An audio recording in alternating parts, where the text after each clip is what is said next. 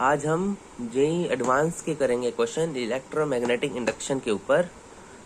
देखते हैं पार्ट 1 में कितने क्वेश्चंस कर पाते हैं, पर छोटे छोटे करेंगे वरना वीडियो ज़्यादा लंबी चली जाएगी तो बोरिंग सा लगेगा। तो फर्स्ट 3 क्वेश्चंस करते हैं, उसी में लगभग आधा घंटा लग जाएगा। तो आओ स्टार्ट करते हैं इलेक्ट्रोमैग्नेटिक इंडक्शन यानी कि EMI के ऊपर जेई एडवांस के क्वेश्चन। तो let's start it. First question आ रहा है हमारे पास। फर्स्ट क्वेश्चन जेई एडवांस 2018 का क्या कह रहा है क्वेश्चन, पढ़ते हैं। एट टाइम बराबर 0 करंट स्टार्ट्स टू फ्लो। हम टाइम बराबर 0 पे एक डायग्राम पहले बना लेते हैं। ये है रेजिस्टर, ये है इंडक्टर, ये पॉइंट है, ये ऐसे जा रहा है। यहाँ एक बैटरी लगी है V वोल्ट्स की, यहाँ स्विच है,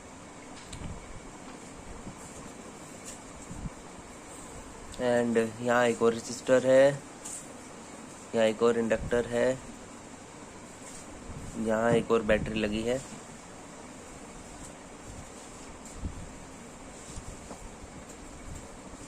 ये एक और स्विच है, ये S2 बोल दिया, ये S1 बोल दिया। ये रेजिस्टर्स R है, ये इंडक्टेंस L है, ये भी रेजिस्टर R है बट ये है 2L। ये बैटरी V वोल्ट्स की है, ये बैटरी भी V वोल्ट्स की है, ठीक है। तो क्वेश्चन कह रहा है टाइम बराबर 0, टाइम बराबर 0 पे ना हमने S1 एंड S2 को साइमल्टेनियसली क्लोज कर दिया, ठीक है। और current starts to flow in the middle wire. Current I जो है ना वो यहाँ पे स्टार्ट हो गया फ्लो करना मिडल वाली वायर में। Reaches maximum magnitude I max at time बराबर टाउ। टाइम बराबर टाउ पे करंट क्या हो गया, I बराबर I मैक्सिमम हो गया, ठीक है। इतना क्वेश्चन ने हमें डाटा दे दिया। और क्वेश्चन कह रहा है which of the following is are correct. हमें ऑप्शन दे रखे हैं, ये बताने कौन सा ठीक है इनमें से। मल्टीपल करेक्ट क्वेश्चन है। तो सबसे पहले I मैक्स का मैग्नीट्यूड दे रखा है इन्होंने V/2R। सेकेंड ऑप्शन में दे रखा है इन्होंने I मैक्सिमम बराबर V/4R। थर्ड ऑप्शन में इन्होंने I मैक्सिमम दे रखा है LN2/R। और फोर्थ ऑप्शन में टाइम दे रखा है इन्होंने टाइम बराबर 2L/R LN2। ये 4 ऑप्शन में से मल्टीपल करेक्ट क्वेश्चन है। तो इनमें से ये तो दिख ही रहा है I मैक्स की एक ही वैल्यू आएगी, तो इन तीनों में से कोई एक होगा और ऑफकोर्स ये चेक करना है। तो आओ क्वेश्चन स्टार्ट करते हैं। अब हमें क्वेश्चन में कहा कि टाइम बराबर 0 पे हमने इस स्विचों को क्लोज कर दिया ऐसे, ठीक है। तो ऑफकोर्स स्विच क्लोज करते ही यहाँ पे I1 करंट यहाँ पे फ्लो होना स्टार्ट हुआ होगा। मान लेते हैं यहाँ पे I1 करंट फ्लो होना स्टार्ट हुआ, ये मान लेते हैं ये पॉजिटिव पोलैरिटी है, तो यहाँ I2 करंट ऐसे फ्लो होना स्टार्ट होगा। तभी तो करंट ऐसे फ्लो होगा सर्किट में, क्योंकि पॉजिटिव है नेगेटिव है। अब हमें यहाँ से KVL लगाओ तो दिख रहा है कि I1 किसके बराबर होगा। I1 यहाँ से आ रहा है I1 और 2 हिस्सों में टूट रहे। तो मैं यहाँ से एक सिंपल सी बात नोटिस कर सकता हूँ, I1 बराबर I प्लस I2। हमें तो मेन इस करंट की चर्चा करनी है, तो I क्या हो गया I1 माइनस I2। होल्ड करते हैं इक्वेशन को। अब देखो स्टेडी स्टेट पे क्या होगा। स्टेडी स्टेट पे ये करंट अपनी मैक्सिमम वैल्यू रेज करेगा और एट एनी टाइम t पे हमने ग्रोथ ऑफ करंट पढ़ा था, क्योंकि यहाँ पे इंडक्टिव सर्किट है, RL सर्किट है। तो ग्रोथ ऑफ करंट का फॉर्मूला क्या होता है, I बराबर I0 इंटू 1 माइनस E की पावर माइनस RT/L। समझे बात, इतना होगा। हमें टाइम t के ऊपर बात करनी है तो इतना होगा। तो हम इस I को क्या लिख सकते हैं, यहाँ पे I1 है, कि I1 के लिए मैं क्या लिख सकता हूँ, I1 के लिए I1 बराबर I0 मतलब मैक्सिमम करंट। और मैक्सिमम करंट इस सर्किट में कितना होगा। अब मैक्सिमम करंट स्टेडी स्टेट पे क्या होगा कि ये जो इंडक्टर है ये स्ट्रेट वायर की तरफ परफॉर्म करेगा। स्ट्रेट वायर की तरह परफॉर्म करेगा तो इस सर्किट में मेरे पास क्या रह जाएगा, V वोल्ट की बैटरी, R का रेजिस्टेंस। तो मेरा I मैक्स I0 क्या होगा, V/R। सिंपल सी बात है भाई साहब। तो इसमें I0 की जगह क्या लिख सकता हूँ, V/R। तो I1 की लिख सकता हूँ मैं V/R। इंडक्टेंस है L, तो मैं लिखूंगा 1 माइनस E की power minus RT/L। Same for I2 में भी ये स्टेडी स्टेट पे क्या परफॉर्म करेगा, स्ट्रेट वायर की तरह। तो I2 को क्या लिख सकता हूँ मैं, इसका भी क्या होगा current, maximum current, V volt की बैटरी R, तो इसका भी क्या होगा V note by R, V नहीं V by R, V note नहीं है, V बाई R। अब यहाँ पे इंडक्टेंस है 2L, तो लिखेंगे 1 माइनस e की power minus RT by 2L। ये यहाँ पे सब्स्टिट्यूट कर दो, I बराबर V बाई R, कॉमन ले लें, चलो पूरा लिख लेते हैं, 1 माइनस e की power minus RT by L minus V by R, 1 minus e की power minus RT by 2L।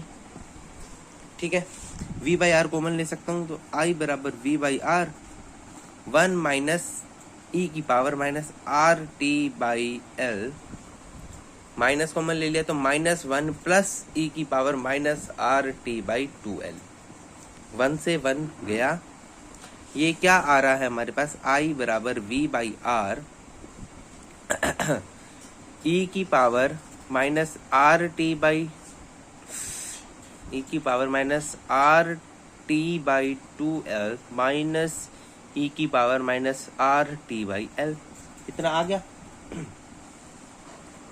इतना आ गया हमारे पास। अब देखो इन्होंने क्वेश्चन में कहा है I मैक्स निकालना है, क्योंकि यहाँ पे ऑप्शन में I मैक्सिमम है, हमने तो एट टाइम TI निकालना है। मैथ्स थोड़ी सी लगाओ कि हमें मैक्सिमम कैसे निकालना होता है, जब उसका डिफरेंशिएशन क्या करते हैं हम जीरो, तो इस पूरे I का DI बाई DT जीरो कर दो, क्या कर दो, DI बाई DT बराबर जीरो फॉर I मैक्सिमम। सो मैं इधर करने जा रहा हूँ DI बाई DT बराबर जीरो फॉर I मैक्स। अब इसका E ये तो कांस्टेंट है, ये तो जीरो हो जाएगा, E इसका डिफरेंशिएशन क्या होगा, E की power minus RT by 2L upon में इसका डिफरेंशिएशन, तो ये आ जाएगा माइनस R बाई 2L, तो उसकी पावर का डिफरेंशिएशन, और E की पावर तो एज इट इज हो जाएगा, E की power minus RT by 2L। अब माइनस और माइनस होगा तो प्लस हो जाएगा, क्योंकि ये भी माइनस है, तो minus plus plus R by L E की power minus RT by L, यही होगा बराबर zero. R by L common ले सकता हूँ, R बाई L कॉमन लेके जीरो हो गया, तो यहाँ पे क्या बचा, E की power minus RT by L बराबर E की power minus RT by 2L upon में 2 उधर भेज दिया इस पूरे टर्म को, 2 को वहां ले जाओ, 2 और इसको यहाँ ले आओ, 2 बराबर, एक बार ऑप्शंस, चलो यहाँ सर्किट को थोड़ा मिटा के छोटा लिख लेता हूँ थोड़ा, 2e की power minus RT by L, अच्छा इसे तो वहां लेके जाना है, 2 बराबर e की power minus RT by 2L by में e की power minus RT by L। आई बात समझ में। अब ये पावर यहाँ पे माइनस है, तो वहां जाके माइनस होगी, और माइनस माइनस प्लस हो जाएगा, तो ये क्या हो जाएगा, सोल्व करा के हो जाएगा e की पावर RT बाई 2L बराबर 2। ये आ गया एक्सप्रेशन। दोनों साइड हम अगर लोग ले ले, हम अगर हमें पहले टाइम निकाल लेते हैं, चलो यहाँ पे टाइम का ऑप्शन है ना, यहाँ से टाइम निकाल लेते हैं, तो ये क्या आ जाएगा, अगर दोनों साइड लोग ले ले तो RT बाई 2L, E से वो लोग कट गया बराबर ln2, टाइम क्या आ गया, टाइम है, तो टाइम आ गया 2L by R, 2L by R ln2, यहाँ पे क्या था 2L बाई R ln2, तो डेफिनेटली हमारा ये ऑप्शन करेक्ट है। अब हमारा एक ही पर्पस रह गया I मैक्स निकालना, क्योंकि ये तीनों ऑप्शन I मैक्स के हैं, और जोन सा हमारा ऑप्शन ठीक होगा वही हमारा आंसर हो जाएगा। अब I मैक्स के लिए भाई साहब भाई साहब भाई साहब क्या करोगे, ये हमारी I मैक्स की वो है एक्सप्रेशन है। अब इसमें आप वैल्यू पुट कर दो, क्योंकि I मैक्स के लिए कंडीशन हम निकाल बैठे RT बाई 2L की वैल्यू। अब इसे जैसे तैसे इसमें फिट करो, देखो RT बाई 2L की पावर 2 है, अगर मैं यहाँ पे माइनस लगा दूं मतलब मैं रेसिप्रोकल कर रहा हूँ ना, अगर मैं इसे माइनस पावर कर दूं तो 2 की पावर -1 करना पड़ेगा, दोनों साइड माइनस लिया है, और 2 की पावर -1 क्या होता है 1/2, 1/2 यहाँ रखो, तो V बाई R 1/2। अब RT बाई L है, अब मैंने इतना निकाल लिया कि E की power minus RT by 2L तो है हमारी 1/2, और मुझे RT बाई L चाहिए, तो अगर मैं दोनों साइड स्क्वायर कर दूं तो इसकी पावर का तो इससे मल्टीप्लिकेशन हो जाएगा, तो यहाँ पे बचेगा E की power minus RT by L और यहाँ पे क्या हो जाएगा 1/4, तो लिख दो 1/4। ठीक है, आप सोल्व करोगे तो क्या आ जाएगा V/4R। कौन सा ऑप्शन करेक्ट है? ये हो गया जे एडवांस 2018 का जबरदस्त इजी सा क्वेश्चन, डुएबल क्वेश्चन था, हल्का सी कैलकुलेशन थी एक्सपोनेंशियल वाली, बट डुएबल सवाल था। और नेक्स्ट क्वेश्चन पे चलते हैं। ईएमआई की वेटेज अच्छी खासी आती है पेपर में, तो इस चैप्टर पे थोड़ी बहुत बेसिक्स अच्छे क्लियर होने चाहिए, तभी अप्लाई कर पाएंगे सवाल में। एक नेक्स्ट क्वेश्चन है ना, वो बहुत ही अच्छा सा क्वेश्चन है। क्वेश्चन मैं पढ़ देता हूँ। A conducting wire of parabolic shape initially at y बराबर, पहले तो डायग्राम इन्होंने क्वेश्चन ने दे रखा है वो बना देते हैं। एक पैराबोलिक वायर की शेप है ऐसे, इनिशियली एट y बराबर x² is involving A velocity of v0, ये इस डायरेक्शन में v0 चल रही है, क्वेश्चन में ऐसा कह रखा है। और नॉन यूनिफॉर्म मैग्नेटिक फील्ड है, b की वेरिएशन ऐसी है, b बराबर b0 इंटू 1 प्लस y/l का पावर बीटा, ये है k कैप में मैग्नेटिक फील्ड है, मतलब k कैप मतलब ये हो गया बाहर की तरफ। ठीक है, नॉन यूनिफॉर्म मैग्नेटिक फील्ड है। If b0 v0 and l and beta, मतलब b0 y l और बीटा ये सारे पॉजिटिव कॉन्स्टेंट्स हैं, और potential difference between ends of the wire, question क्या लिखा है,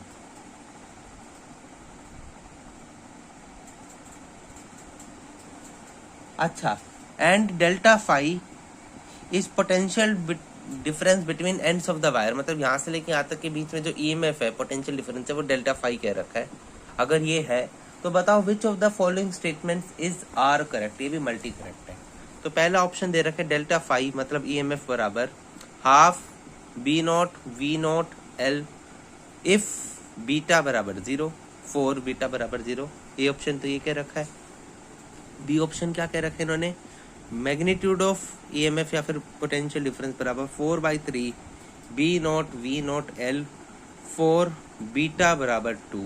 ठीक है, सी ऑप्शन हमें क्या कह रखा है, डेल्टा फाई जो है वो कांस्टेंट रह रहा है, डेल्टा फाई मतलब चेंज नहीं हो रहा, does not change if parabolic की जगह एक स्ट्रेट वायर आ जाए, इफ पैराबोलिक की जगह आ जाए एक स्ट्रेट वायर, मतलब इसकी जगह एक सीधी वायर आ जाए जिसकी लेंथ दे रखी है हमें √2 है, मतलब ये कह रहे कि अगर हम इस पैराबोलिक की जगह स्ट्रेट वायर कर दे जिसकी लेंथ हमने √2l कर दी, तो जो इसका ईएमएफ अभी होगा पहले होगा वो चेंज नहीं होगा इसे करने के बाद। और लास्ट ऑप्शन कह रहा है जो हमारा डेल्टा फाई है, जो ईएमएफ है वो प्रोपोर्शनल है वाई एक्सिस की लेंथ ऑफ वायर पे, project is proportional to length of wire projected to y axis, ये वाई एक्सिस की लेंथ के प्रोपोर्शनल है, ये डी ऑप्शन है हमारा।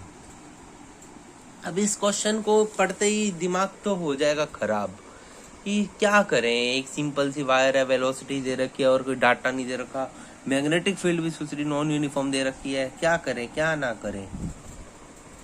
तो इसमें एक सिंपल सा कंसेप्ट है कि सबसे पहले तो आपको सोचना पड़ेगा कि क्या हिसाब किताब है। तो मैं ना मान लेता हूँ छोटा सा डीएल पार्ट की एक वायर ले लेता हूँ ऐसे डीएल, ठीक है। अब इस डीएल के मैं दो कंपोनेंट निकाल सकता हूँ, डीएक्स क्योंकि पैराबोलिक है तो मैं इसके वो निकाल सकता हूँ डीवाई।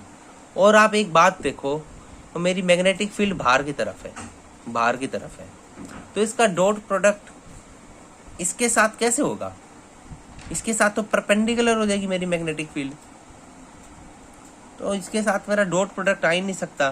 तो कहीं ना कहीं इसका ईएमएफ क्या बनेगा, BLV करके देखो, V क्रॉस B ये होता है ईएमएफ जनरेट वो मोशनल ईएमएफ में।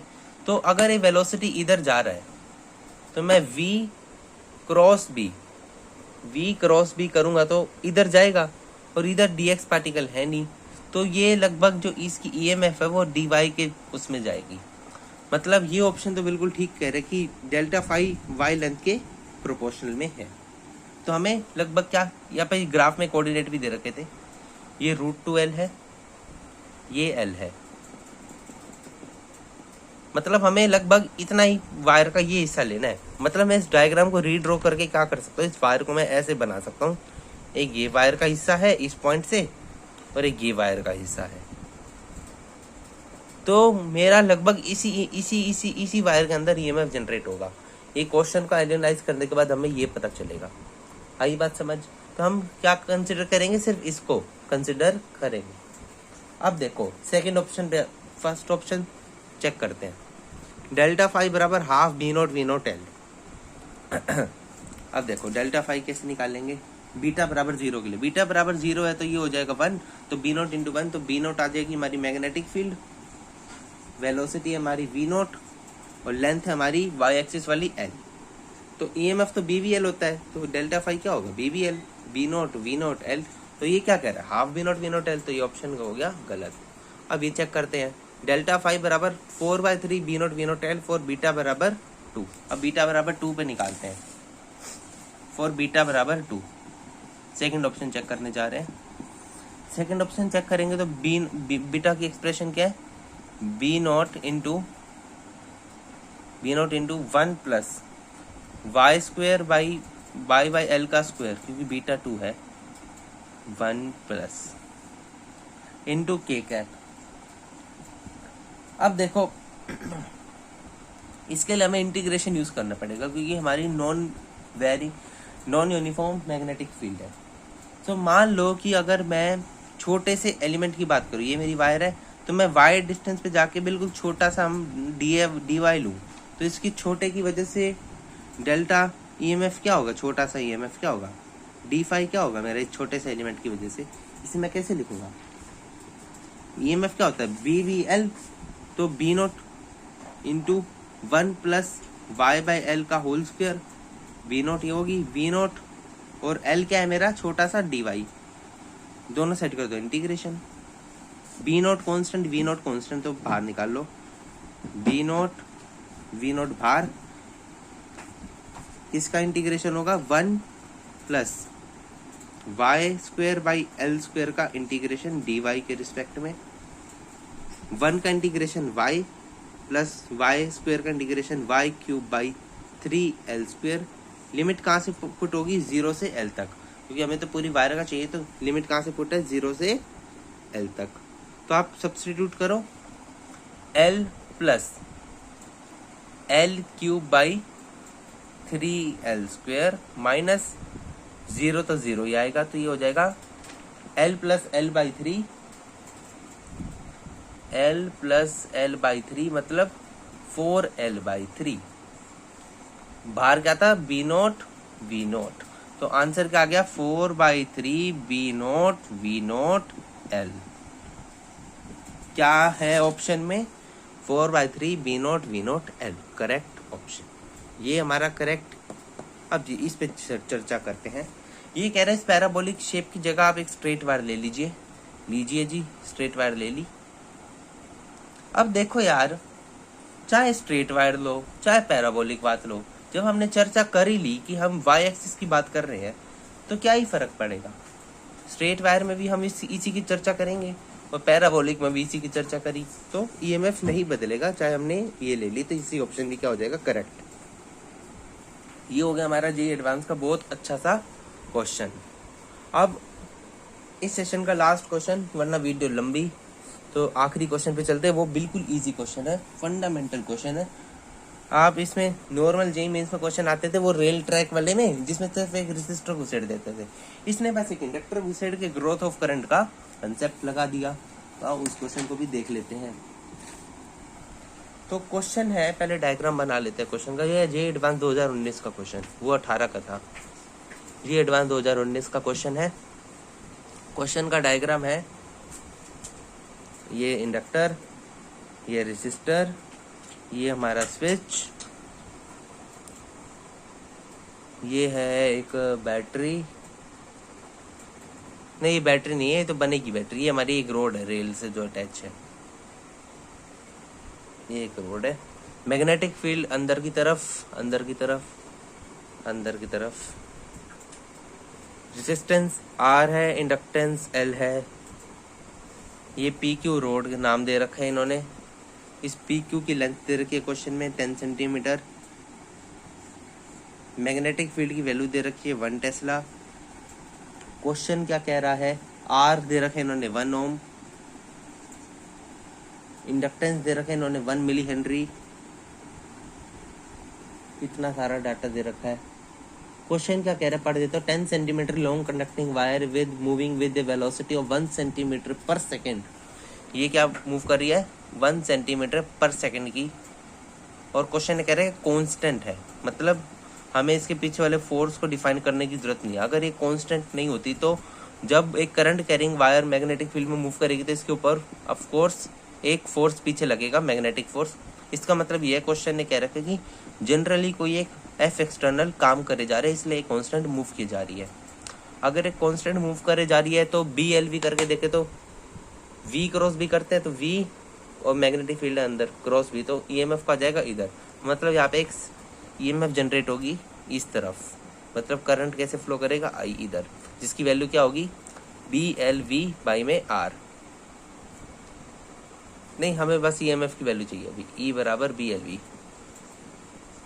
ठीक है, क्वेश्चन क्या कह रहा है, आर इतना है। The horizontal rail lies in the same plane with uniform magnetic field B बराबर 1 Tesla perpendicular to the plane.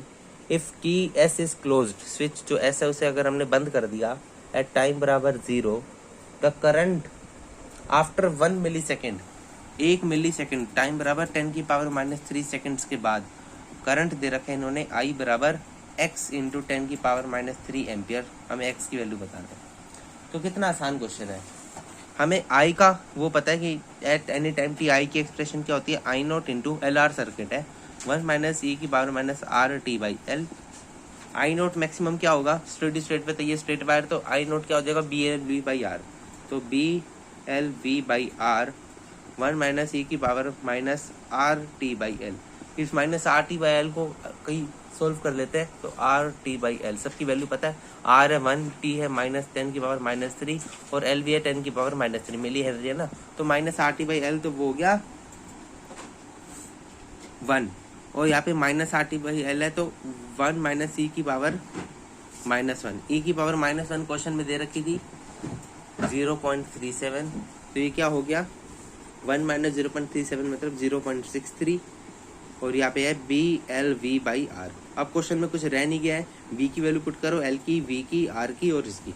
तो बी की वैल्यू है 1 टेस्ला, इंटू एल की वैल्यू है 10 की पावर -3 हेनरी, इंटू आर की वैल्यू है 1, बी एल वी नहीं वी की वैल्यू है 1 सेंटीमीटर पर सेकेंड, मतलब 10 की पावर -2 मीटर पर सेकेंड। ठीक है, बाई में आर है 1 ओम इंटू 0.63, तो आंसर क्या आएगा हमारा, कुछ गलती हुई है क्या, b L v magnetic field 1, अच्छा लेंथ पुट करते हैं यहाँ पे, तो मैंने हेनरी की वैल्यू पुट कर दी, एल लेंथ है 10 सेंटीमीटर मतलब 10 की पावर -1 मीटर, तो ये क्या हो गया 0.63 इंटू 10 की पावर -3, यहाँ पे दे रखा था x इंटू 10 की पावर -3, तो हमारा क्या आंसर हो गया 0.63। तो आज हमने 3 क्वेश्चन EMI के करे एडवांस के। बाय।